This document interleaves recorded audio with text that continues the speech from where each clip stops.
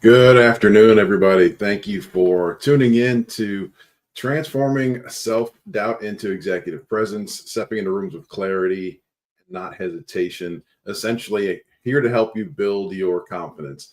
I'm John Little. I'm the founder and the CEO of the Winner's Edge Coaching. And so today I'm going to take you through this presentation just talking about how to help you move from that space of self-doubt into a place of having executive presence and feeling more comfortable, feeling more confident, and owning the rooms that you're in. So today, what we're going to talk about, just overall in general, we're going to talk about things like defining self-presence and that executive presence through increasing your charisma and also being able to be not so much being caught up in perfection. We're also going to talk about the undermining power of self-doubt in leadership and really the impacts that can have upon you as a leader. We're going to talk about some of the causes and some of the things that happen. I have a couple of case studies that I'm going to share with you about the common roots of self-doubt, where that comes from and how it impacts you, and then really how to shift your mindset and shift kind of your inner processes and your inner conversations around moving away from self-doubt and navigating some of the leadership challenges that you have. So let's really talk about what executive presence truly means. When we talk about executive presence, what we're talking about, what we're considering is what you as leaders are really looking to show and demonstrate and display to people who you're working with, people who are within your organizations, people who are on your teams, and really ways that you can try to grow and amplify your career. So that self-presentation, how you confidently step into rooms, how you confidently are able to speak into situations, how you're confidently able to share your perspectives, share your opinions, share your experiences. Those are things that help you overcome self-doubt. Other things that it will help you to do is when you communicate, being able to communicate in a way that people can understand what you're thinking, can understand what you're feeling, can understand what's important to you, and can understand how you're trying to lead, how you're trying to step into that space of leadership, and how you're trying to step into that space of owning your own presence. And again, showing up as an executive, showing up being more strategic, being more visionary, showing up from the standpoint of being able to contribute to the conversation in a meaningful way. And then finally, how you can inspire confidence and gain that respect and grow that respect with people. That's what executive presence really is. Executive presence is when you're in the room, people want to hear what you have to say. You're being invited into those spaces so people can hear from you, or you're being able to speak up in a room. You're able to address a room, a conference room, address a team in a way that your presence stands out. You have that kind of instant credibility. You have that belief. You have that buy-in that other people within the organizations, whether they be your peers, whether they be other leaders, whether they be people in the C-suite that you're trying to get either the attention of or get buy-in or whatever the case is, the more that you can show up and you can demonstrate and display that executive presence, the greater opportunities that you'll have to continue to grow your career. So how do we distinguish executive presence from what we typically see, charisma and seeking perfection? So when we think about what executive presence is really how you show up. Executive presence is how your demeanor is. It's how confidently you speak. It's how confidently you walk into a room. So when you walk into a room, you step into a room, when you walk in with your shoulders back, with your head held high, with kind of a confident stance, kind of your chest forward, like that's a way to demonstrate executive presence. When you're in the room, when you're talking with people, you're making eye contact, you're engaged with them, you're listening to what they're saying, you're using conversation techniques of mirroring either their body language or mirroring things that they're saying back to them to show that you're listening, show that you're engaged, and then also layering on your own perspectives, your own opinions, your own beliefs. And then when things happen to maybe, when there's difficult times or there's challenging conversations, your ability to stay calm in those conversations, your ability to stay focused in those conversations, your ability to really carry or lead those conversations, those go a long way towards demonstrating your executive presence. So all of those things matter. All of those things are part of you having that executive presence and defining that. You can have charisma, right? So charisma can sometimes be misconstrued, right? Charisma is something that people either naturally have or they work on developing charisma. And really all charisma is, it's a way for you to connect with others in a way that makes them feel comfortable, makes them want to engage with you, makes them want to listen, makes them want to have conversation. Those are things that charisma really helps to drive. And charisma is something that, again, you can work on. Some people are just born with natural charisma. That's just the way that it is. But there are other tools and ways that you can grow that charisma. You don't want to be all fluff and no substance, though. That's one of the challenges with charisma. You want to balance the charisma that you're bringing to the table with actual value, right? You want to make sure that you're credible. You're not just someone who's a good time. You want to be someone who actually brings legitimate value, valuable insights, things that people can latch onto, so that way they can either grow where they're trying to go, or value that you can add to what the organization's goals are, what the organization is trying to do.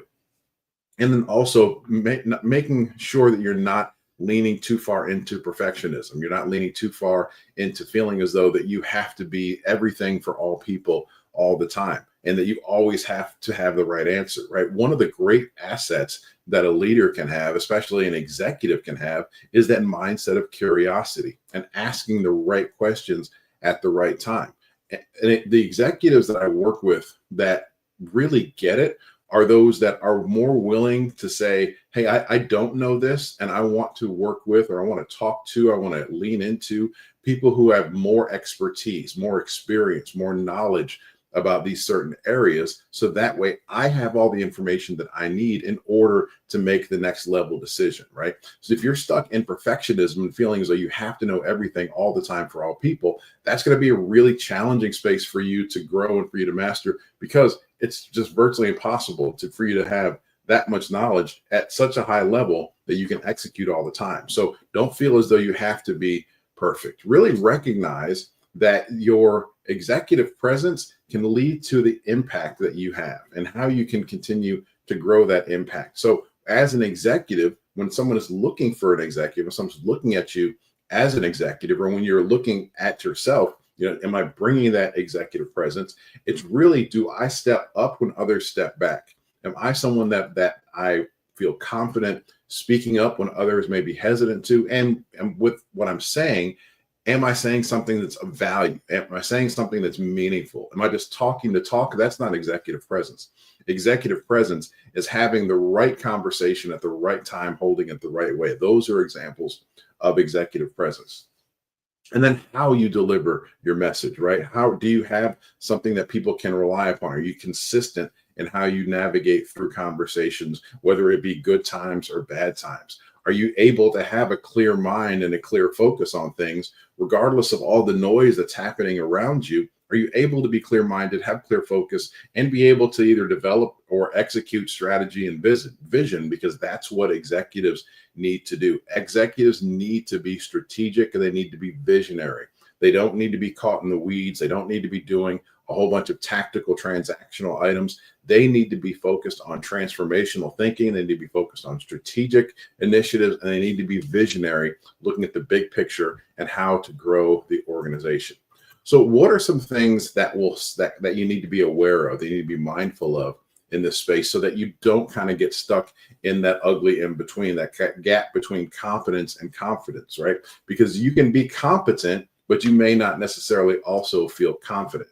So a lot of times leaders have the skills and the knowledge in order for them to be successful, but they don't feel as though they have the ability or the confidence to speak up. They may not feel as though they have the space to speak up. Maybe they don't feel like they have the platform to speak up. Maybe they feel like that they don't have enough buy-in in order for them to step up and speak up. So that's that gap that exists between competence and confidence. And what leaders can do to start to work on those gaps, what leaders can do to try to shrink that space between competence and confidence, that confidence the deficit that you see there on the screen, is you can look at how are you processing information in real time.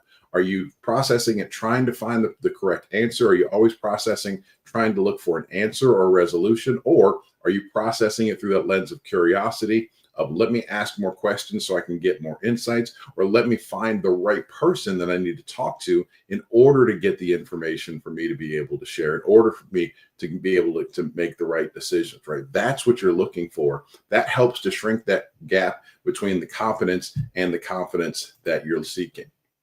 one of the things that we have to be mindful of, kind of going back to the title of this session, is that self-doubt, right? So self-doubt is something that creeps in when we don't have a lot of confidence. And actually, self-doubt creeps in regardless, but confidence is usually the antidote to self-doubt.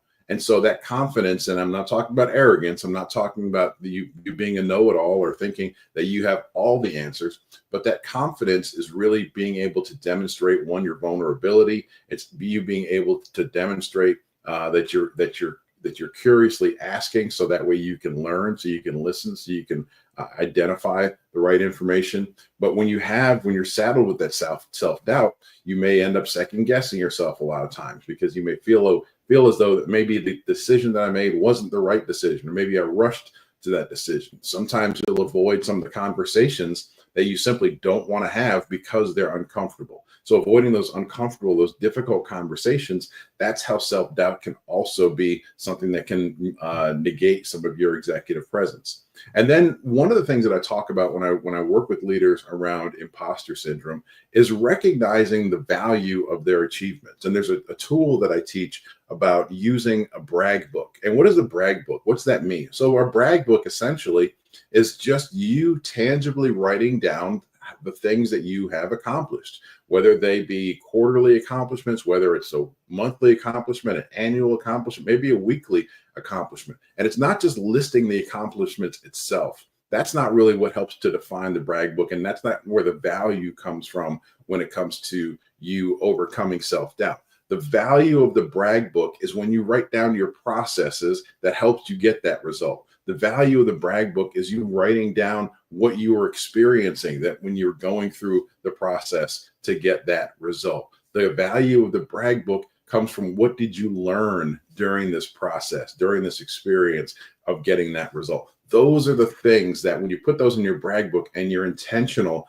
about doing that and you do it on a consistent basis, those are the things that will help you as you're starting to move towards that executive presence, build that confidence, because you can always look back and say, oh yeah, I did this before. This was a similar experience that I had previously, or last time I was in a situation like this is what I did. Those are little things that along the way that will help you develop that confidence, so you're able to continue to grow, able to continue to move forward, and you don't get stuck in spaces of self-doubt and confusion. And really what it does is it helps you internally in your mind. It helps your mindset shift. It really helps you move from those insecurities that you may have and that we all have, right? That's just the nature of the beast. Everybody has insecurities. Everyone has things that challenge us. Everyone has things that we doubt. So how do we move from those private insecurities to being in that position of influence publicly? And it's really kind of working through the processes that we have in our mind. So we want to be able to be mindful of those things that are causing us that self-doubt. We want to be mindful of that imposter syndrome that may creep up. We want to be able to name it, tame it, and reframe it. That's something that I talk about all the time as it relates to imposter syndrome, like how we can overcome those things. We want to be intentional about just being aware of the thoughts that are happening in our head. We want to look at how, when we're insecure, how does that impact those around us, right? When we see or we experience an indecisive leader, it makes it really hard on the team to feel like they can make the necessary decisions in order for them to continue on with a project, or for them to be able to maybe challenge something that they see an opportunity exists to do something better or different, right? If we see an insecure leader, we're not necessarily going to want to raise our hand. We're not necessarily going to want to take risks ourselves, because we see that our leaders may not be willing to take those risks. Our leaders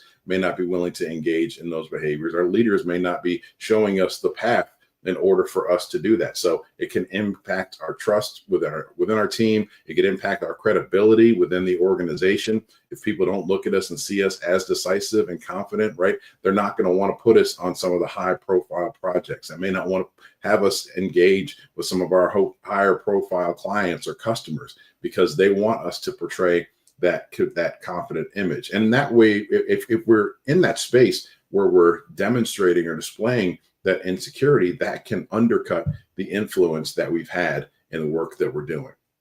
So let's talk about how we can look at some examples of people who have actually worked with, who've been able to move past those places of being insecure, of being challenged, of being frustrated, and they've been able to step into confidence. And by doing that, they have been able to increase their executive presence, right? So ways that they have done that are really simple. And it's really kind of building off of the things that I just talked about.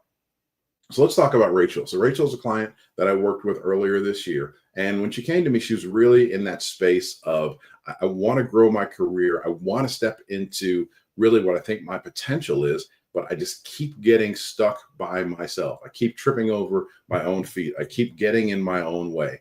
And I need help getting past that, getting beyond that, getting to a place where I'm feeling confident, where I'm feeling as though that I can have that executive presence. And really, one of the things that we worked on initially was that self-doubt. And so some of the tools that I've already talked about. So we had some conversations around, where does the self-doubt come from? Recognizing that she had some experiences in her past with leaders who didn't really support her, who didn't really help her grow and develop. And so she never got that feedback that she was looking for to know what were good ideas and what were bad ideas, right? So she had to overcome some of those obstacles from her past. There was that imposter syndrome that existed. So even though she had grown in her career, she still always felt a sense of, I don't know if I'm exactly the person who should be here.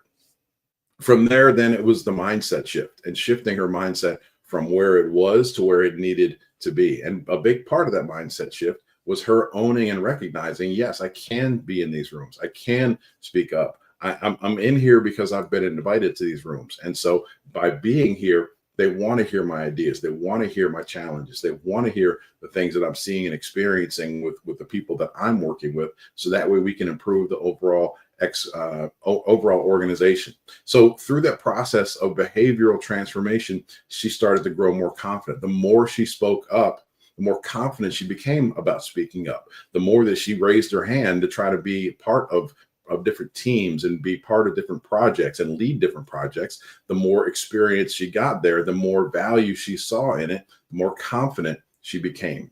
Once she started to get more feedback and more specific feedback, once she started to document that through her brag book, those are ways that she was able to continue to grow her confidence. And then she got to a point where she felt as though she did have that executive presence. And so she was a lot more confident when she had meetings with those in the C-suite. She had a lot more confidence when she was meeting with some of their higher profile clients and customers. And as a result of that, she had some opportunities to grow her career and step into a higher level executive role. And now she feels as though she is well positioned to be successful in that role. But she did the work. That's one of the big important things that has to happen, is people have to be willing to do the work. So what does that work look like, right?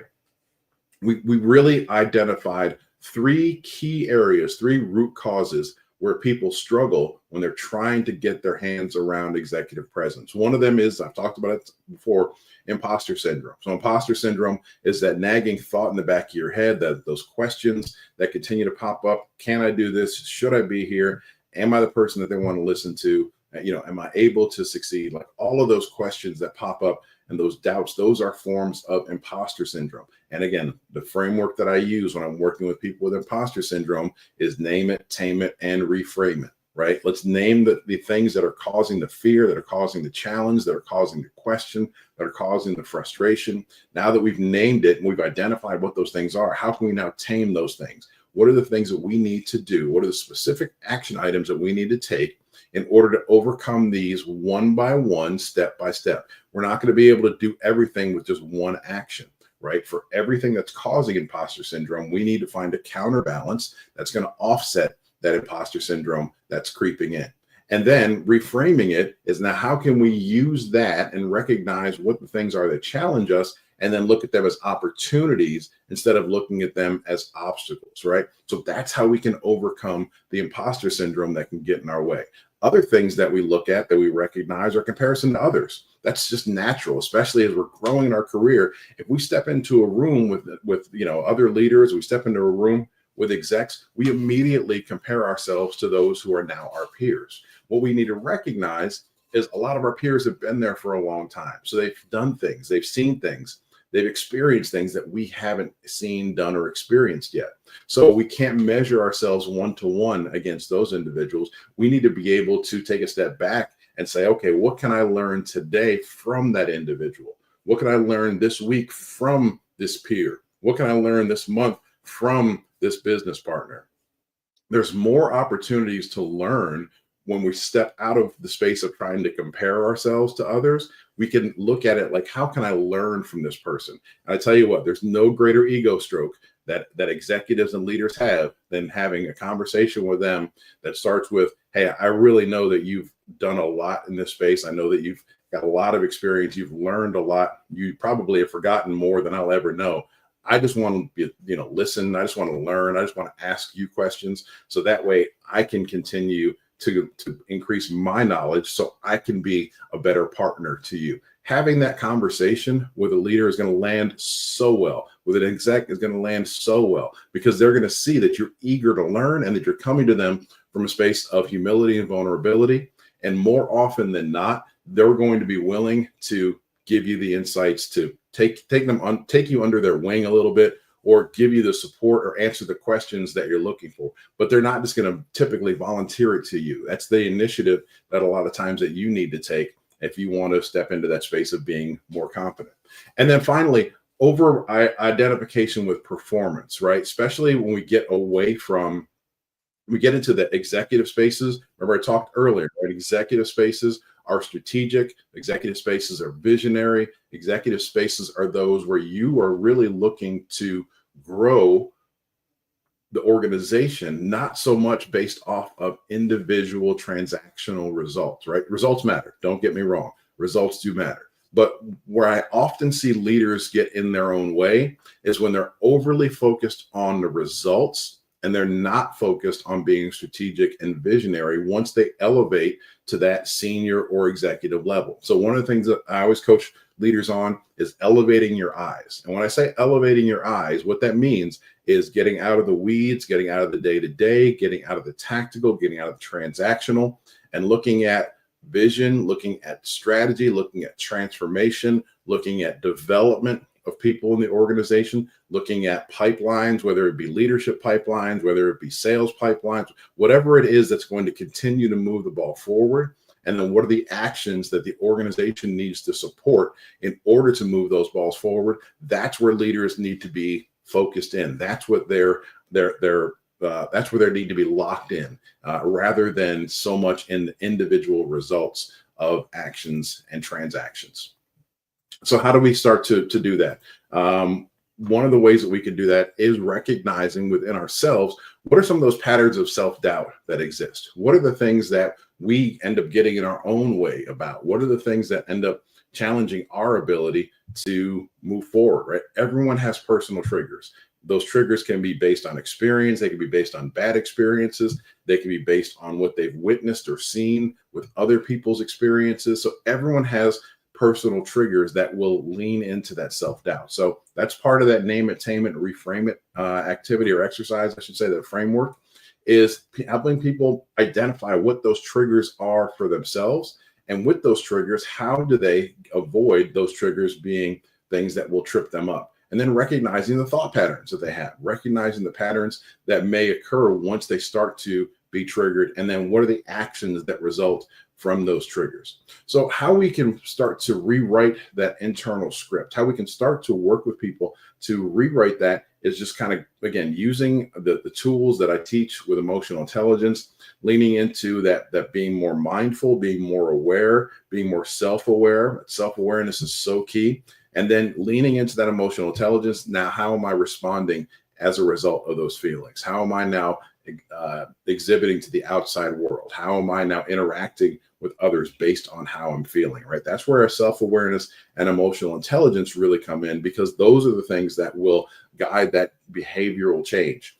And how that behavioral change exists is if I'm more aware of my triggers, if I'm more aware of how I'm behaving, then I can calibrate that behavior. I can calibrate what I'm thinking. I can pause. I can take a step back. I can rethink. And so that way, the perception of others, when those times exist of stress, of strain, of frustration, if I'm operating from a space of intelligence, emotional intelligence, from operating from a space of confidence, from operating from a space of where I am able to continually kind of, be the best person that I can be my best self in those moments, then those are things that people will recognize. And that's the executive presence that I want to display as a leader. So here's what the shift model looks like. So we're talking about shifting to executive presence. We want to be mindful and aware of the doubts that exist in our mind, right? That's the first thing. And then we want to start to lean into those confidence habits. So what are things that we can do in order for us to build our own confidence? And for some people, it's self-talk. For some people, it's meditation. For some people, it's documenting out things, documenting out processes. For some people, it's spelling out what's that path to success. What's it look like? For some people, it's going through and asking more questions and diving deep into that curiosity. It's going to be different for everyone, but it's important for you individually to recognize, how do you activate that self-confidence? What are the first things that you need to do in order to feel confident? And then how do you apply that to your leadership style? How do you apply that to those that you're working with?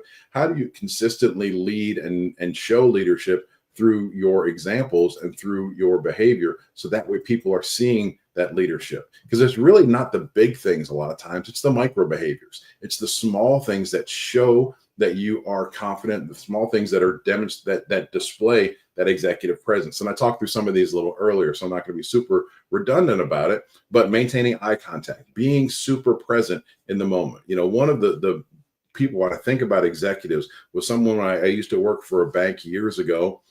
He just had this uncanny ability. He was a regional president over a very large portfolio covering multiple cities and here in South Florida. He was over multiple counties. So, his territory was huge, but he had an uncanny ability to always make you feel present, or he had an uncanny ability to always make you feel seen, because he was always present. And in that presence, what he would do was he would remember your name. He'd remember the last time that you spoke with him. He wouldn't remember all the details of everything, but he would remember something about the setting, whether it was in the corporate office, whether it was in one of the branches, whether it was at a community event. He would always know, and he would always remember. He would always connect that way. And eye contact was one of the big things that he did, maintaining eye contact with you throughout the conversation, right? Those are things that you can do. It's a little thing, but maintaining eye contact just really locks you in to being present. Taking the time to breathe and not get excited, right? Taking a pause, especially if somebody asks you a question, don't immediately just jump into the answer, like kind of taking that beat to take a deep breath, pause, think, and then reflect, or then answer. Right? Those are things that demonstrate that executive presence. And then when you speak, it's not always who says the most. It's often who says what was most impactful that will resonate with those in the room. Right? If you can say 5 words instead of 50, you'll be able to make your point a lot clearer if those 5 words really hit the mark, because people are going to remember those 5 words that you said. They're not going to remember the 50. They may remember the story that you tell, but they're not going to remember the takeaway if you talk too long. So be super purposeful in the words that you're using. This is all part of work that we do within ourselves, because we want to see how it impacts others. So things we can do for outer behaviors, ways that we can display that confidence is, kind of, I mentioned it before, walking when you enter into a room, right? Your presence being something that people recognize, shoulders back, chest out, head held high, chin up. And even with those things, one of the other things that you can do is a super, super valuable technique when you're walking into a room. When you step into a room, step in and pause. Just wait when you step into the room. Because when you step into the room and you pause and you're able to kind of get a little bit of the landscape, what people will also notice about you when you step in is they'll see that. They'll see that you're walking into the room and that you're scanning the room to see, who do I need to talk to first? And then when you start to approach that first group, or you approach your table, or you approach the first person, right? People are going to notice that. When you do that consistently, people will recognize, and they'll start to want to be that first person that you talk to or that you speak to when you enter a room. So stepping in, pausing, evaluate, that's just one of those tools that you can use that demonstrate the outer belief that you have that confidence, and that reflects the inner belief of that confidence that you're walking into, right? Sometimes there may be an element of fake it till you make it, even though I don't really love that, that phrasing. I really love that approach. Sometimes the first few times that you are doing this process, you do have to do some of that inner work and remind yourself, okay, this is something I'm doing to build up my confidence today. You do it, and then in your brag book, you reflect on how does it work. And then aligning your behaviors to your presence. So that way you are always showing up in the way that you want to. When you start to do that, you'll start to believe more in yourself. You'll start to recognize the value that you'll bring. You'll start to recognize that people are receptive to you. You'll start to recognize that people are seeing you in a different light. And that's what you want, because you want to be able to step into your leadership identity. You want to be able to step into that space where you are a leader, when people recognize you for the leadership that you bring, and they see the confidence that accompanies that. And then you can be super intentional about why you are doing things, right? Once people don't have to worry about how you're going to be, when they're not so much trying to measure your executive presence, then you're going to be able to really make those impacts, because you're going to intentionally be in those spaces when you're looking forward. So a couple calls to action here at the end of the session here. We're going to be back the next couple of days talking about a few other topics in this similar space as we go through this masterclass. But call to action for today is really practice those things.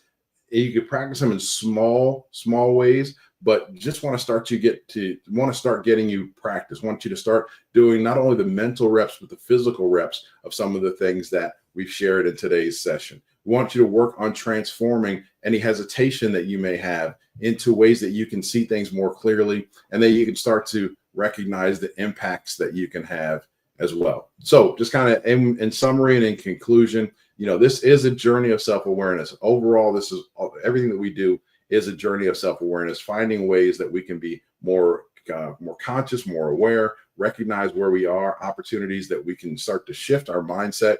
And as we shift our mindset shift will drive our behaviors. The more intentional that we can be about this, the more intentional we can be about practicing these, the better off we'll be at being able to actually start to embody this. And so you don't always have to be thinking about it. It becomes more natural. It starts to become something that is more from within, instead of you thinking through those processes. And all those things will help you be more authentic, because once it starts to be authentically who you are, then you'll start to do it without even having to think about it. And you're going to grow your influence exponentially. So with that is today's session. Thank you so much. Go ahead and visit the LinkedIn page, linkedin.com, down there at the bottom, /n/Big John Little. I look forward to you on tomorrow's session or future session, and have a great rest of your day. I will talk with you soon.